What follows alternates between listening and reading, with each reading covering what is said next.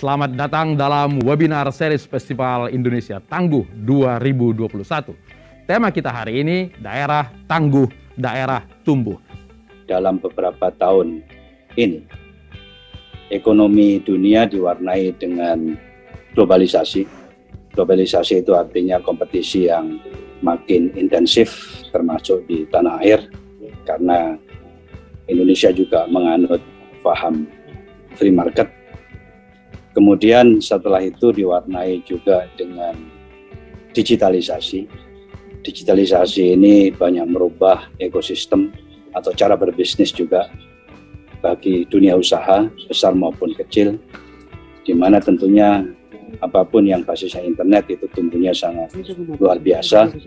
Kita sudah melihat retail terdampak oleh e-commerce, kemudian juga pertumbuhan daripada online travel yang juga banyak menghantam tentunya usaha-usaha travel konvensional. Kemudian ada lagi ride hailing seperti aplikasi ojol dan lain sebagainya. Tapi pada intinya usaha yang berbasis internet tumbuhnya luar biasa dan menghantam usaha yang berbasis konvensional. Itulah kenapa disebut industri 4.0 itu adalah disruptif atau mengganggu. Kemudian yang ketiga yang juga kita alami belakangan ini adalah adanya COVID-19. Pandemi ini telah menghantam tentunya seluruh dunia termasuk Indonesia. Ini adalah momentum yang tepat untuk melakukan introspeksi bagaimana di tengah seluruh permasalahan yang ada, Indonesia bisa mengatasinya dengan baik atau paling tidak menekan serendah-rendahnya permasalahan atau dampak yang negatif daripada semua itu, mulai globalisasi, kemudian digitalisasi dan pandemi, sehingga masyarakat masih bisa tentunya tumbuh dengan baik. Dan kita pahami juga bahwa Indonesia telah berubah memasuki tahun 2000 sampai dengan hari ini, di mana desentralisasi ekonomi itu makin kita rasakan dengan otonomi daerah, di mana tentunya daerah-daerah itu menjadi lebih penting. Ya, ekonomi daerah menjadi penting, termasuk tentunya provinsi, kabupaten, kota, ya, akibat daripada desentralisasi tadi. Sehingga dengan demikian daerah akan menjadi lebih berperan dalam membangun ekonomi bangsa. Dan kita ketahui Provinsi DKI Jakarta, juga Provinsi Jawa Barat adalah provinsi yang besar, tapi tidak mengecilkan juga Provinsi Sulawesi Utara yang juga sangat strategis letaknya, khususnya untuk mungkin ekspor-import dengan negara lain. Jadi pada kesempatan ini kita akan simak kiat-kiat daripada para pimpinan daerah, yaitu melalui nanti Pak Anies, kemudian Pak Ridwan Kamil, Pak Oli, strategi-strategi beliau dalam membangun ekonomi daerahnya masing-masing.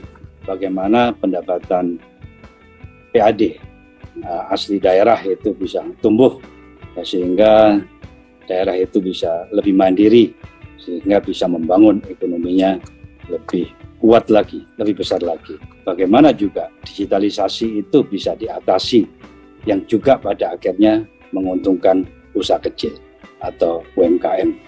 Jakarta memiliki kontribusi 17 hingga 18% dari national GDP. Sehingga bila di Jakarta terjadi ekspansi di dalam perekonomian kita, tumbuh, maka dampaknya akan dirasakan secara nasional. Sebaliknya, ketika Jakarta mengalami kontraksi, maka efeknya pun akan terasa secara nasional. Nah, dalam periode tahun 2020, kita mendapatkan gelombang pandemi yang berdampak cukup besar di dalam kegiatan perekonomian kita. Kita tumbuh negatif. Alhamdulillah tahun 2021 kita tumbuh kalau dibandingkan tahun 20 awal kuartal pertama kedua itu lonjakannya sampai 10%. Sehingga kita merasa optimis bahwa ke depan Jakarta akan recover dan recovery-nya Jakarta berdampak kepada perekonomian nasional. Nah, saya perlu garis bawahi di sini. Masalah yang terjadi di dalam perekonomian kita di Jakarta itu bukan karena ada krisis perbankan, bukan karena ada krisis finansial yang berdampak pada krisis ekonomi. Kali ini penyebab dari krisis ekonomi adalah krisis kesehatan. Jadi, bila kita ingin mengobati perekonomiannya, maka sumber masalahnya harus beres. Sumber masalahnya apa? Pada krisis kesehatan. Itulah sebabnya kami di Jakarta sangat serius di dalam menangani masalah COVID, karena kita tahu kalau penanganannya itu kosmetik, tidak otentik, tidak tuntas, tidak sistemik, maka kita akan menghadapi persoalan ini dalam durasi yang cukup panjang. Kasus aktif di Jakarta ini bergeraknya seperti kasus stalagmit ini, stalaktit. Loncat tinggi, tapi kemudian langsung turun tinggi. Artinya apa? Artinya testing kita tinggi, tracing yang dilakukan tinggi, treatmentnya baik, pengendalian penduduknya berjalan baik, sehingga loncatan kasus itu terdeteksinya awal, terdeteksi cepat, tiap hari itu terdeteksi, naik, tapi kemudian setelah waktu 2 minggu, dia drop, turun. Kalau kasus baru tidak terkendali, begitu sampai di atas, dia akan melandai terus ke kanan. Plateauing di puncak. Kalau testing kita lambat, kalau tracing kita lambat, bentuknya tidak memuncak begini, bentuknya seperti naik gunung gitu, pelan. Naiknya pelan-pelan gitu. Kenapa naiknya pelan-pelan? Karena ketangkepnya pelan-pelan. Kenapa ketangkepnya pelan-pelan? Karena kemampuan testingnya sedikit, kemampuan tracingnya sedikit. Jadi kasus itu naiknya pelan gitu, naik ke atas seperti bentuk gunung nanti. Nanti turunnya juga pelan. Jakarta naiknya sangat cepat, turunnya sangat cepat. Artinya ada kapasitas testing yang tinggi, ada kapasitas tracing yang tinggi, dan ada pengendalian yang berjalan dengan baik. Maka dalam waktu 1 bulan dari puncaknya itu tanggal 16 Juli, 113.000, dan sekarang kasus aktif sudah di angka 9.000-an. Lebih dari 100.000 drop, ini sekarang kita kembali ke posisi bulan Mei. Dalam waktu 1 bulan. Kita bicara hikmah dulu ya. COVID ini mengajarkan bahwa tidak ada satu resep untuk pandemi ini. Ya. Semua berbeda-beda dan kadang-kadang tidak bisa diperbandingkan karena wilayahnya berbeda, Pak. Jawa Barat itu dalam konteks risiko tentulah paling tinggi karena jumlah manusianya saja 50 juta, ya, sebesar Korea Selatan, 2 kali penduduk Australia. Tapi dengan budget hanya 1% dari budget Korea Selatan, kira-kira begitu, tapi nyawa yang diselamatkannya harus sama, Pak. Ya. Nah, yang kedua, kami ini tidak homogen, Pak. Ya. Ada kota, tapi lebih banyak desa, Pak. 6.000 desa dengan teritorial yang susah dijangkau, di pegunungan, di pedalaman, sehingga faktor aksesibilitas pencapaian itu menjadi tantangan. Ya. Nah, hal-hal itu juga yang harus dipahami karena menurut saya kuncinya itu adalah keselamatan jiwa. Ya.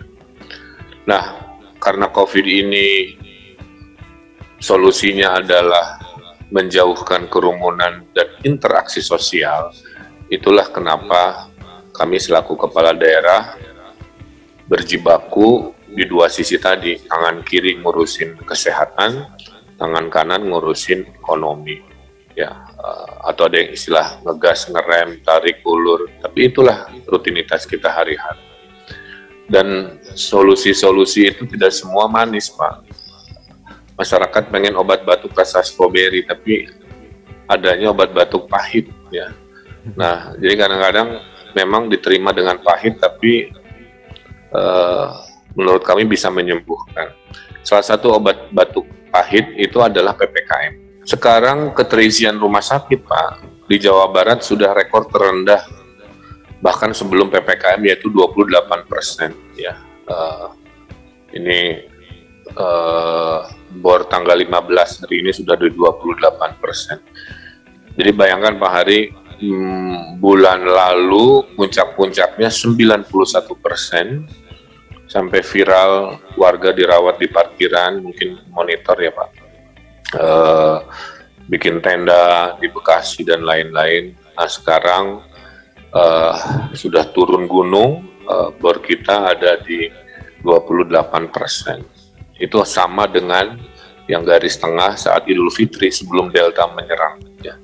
Jadi kami simpulkan PPKM dengan segala dinamikanya ini berhasil membatasi kepadatan, kerumunan, sehingga puncaknya sudah terlewati.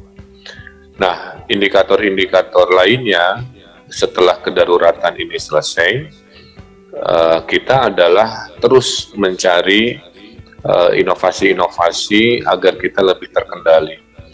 Nah, kita memperbanyak tim tracer, ya, juga satu tracer, satu RT. Bayangkan di Jawa Barat ada 200.000 RT. Nah, kami ada yang 17.000 yang formal, ada 200 ribuan yang informal juga kita gunakan supaya kita bisa menemukan orang sakit, Pak, di antara orang sehat, sehingga orang sehat bisa terus kerja ekonomi, orang sakit kita pisahkan dari rombongan, kayak begitu. Nah ini juga rasionya sudah membaik. Kemudian juga dari sisi ekonomi, saya kira ini juga sama, Sulawesi Utara, DKI, semua sama Pak, Alhamdulillah. Jawa Barat dari tahun lalu, bulan yang sama Pak, hari minus 4% Pak, kita melompat menambahi 10, sekarang di 6,13%. Ya. Nah, cuman waktu kita bedah nih Pak Hari, mayoritas pertumbuhan ekonomi Jawa Barat itu dari investasi dan ekspor, jadi skala-skala besar. Karena skala retail, skala ekonomi real gitu ya, UMKM-nya masih tertekan. Makanya waktu ini dirilis ke masyarakat ada yang menyampaikan kok nggak sama dengan perasaan sehari-hari kita. Nah itulah poinnya. Jadi berarti PR-nya ekonomi investasi kami juara 1 Pak, Alhamdulillah. Selama 1 semester ini ekspor pun tertinggi, kemudian investasi juga tertinggi, Alhamdulillah.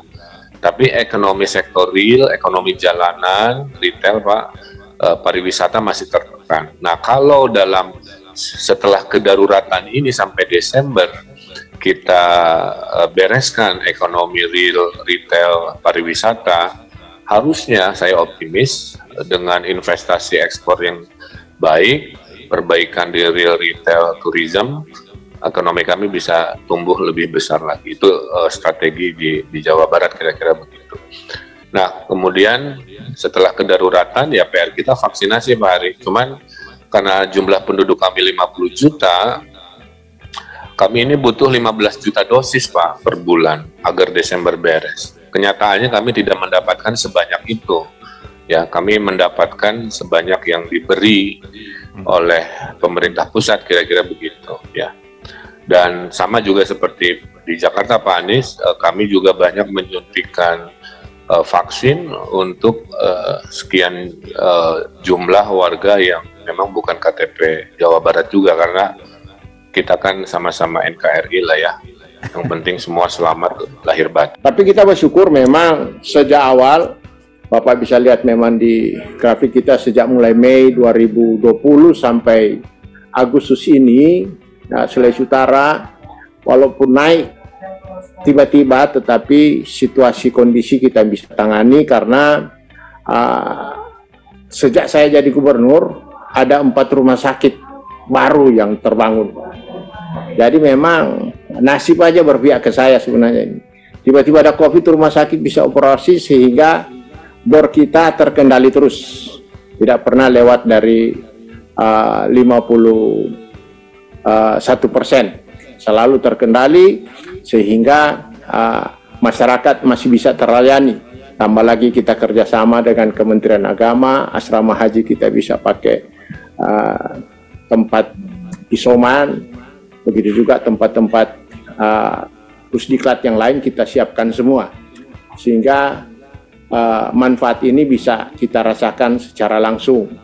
Hingga penanganan COVID di Sulawesi Utara ini syukur tidak hampir ribut seperti yang dialami rekan-rekan gubernur di Pulau Jawa.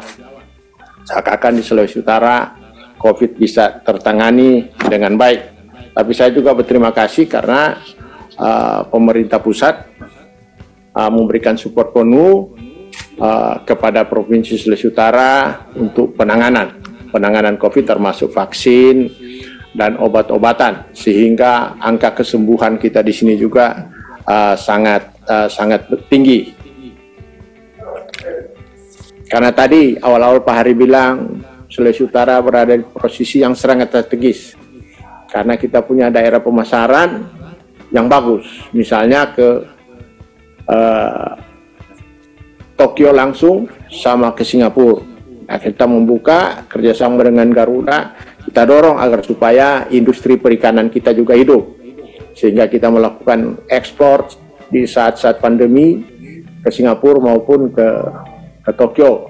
Begitu juga lokal, karena ada di dua daerah Maluku Utara dan Sulawesi Tengah industri besar, industri masa depan, sehingga kita juga mensuplai segala hasil pertanian dan peternakan kita ke sana. Tapi kiatnya kita juga mengajak masyarakat kita untuk turun kembali bertani, tentunya kita memberikan insentif. Karena banyak pengangguran terjadi, kita dorong kembali ke kampung, kita memberikan motivasi, salah satunya kalau mereka kembali bertani, kita kasih premi asuransi tani dan premi asuransi ternak. Artinya, kalau mereka gagal bertani, kerugiannya ditanggung oleh asuransi, sehingga banyak masyarakat kembali mau bertani. Tentunya permodalannya kita bantu lewat kredit usaha rakyat yang di Sulawesi Utara BRI mendapatkan hampir 1,7 triliun untuk kredit usaha rakyat ini. Jadi permodalannya di backup full oleh bank. Kegiatannya kita bantu sejak bibit, pupuk dan alat-alat pertanian. Apabila terjadi kerugian, ini yang bikin motivasi sehingga masyarakat mau pulang ke kampung untuk melakukan pertanian. Di samping infrastruktur menuju ke daerah-daerah pertanian kita buka. Baik, kita memberikan dana hibah kepada kabupaten kota untuk mereka melakukan pembukaan jalan-jalan pertanian. Nah, ini salah satu saya kira yang kita bisa lakukan di dalam hal penanganan ekonomi kita. Tapi satu catatan tadi saya bilang, kalau sampai COVID ini tuntas, saya kira ekonomi semua daerah di Indonesia pasti akan cepat tumbuh. Amin.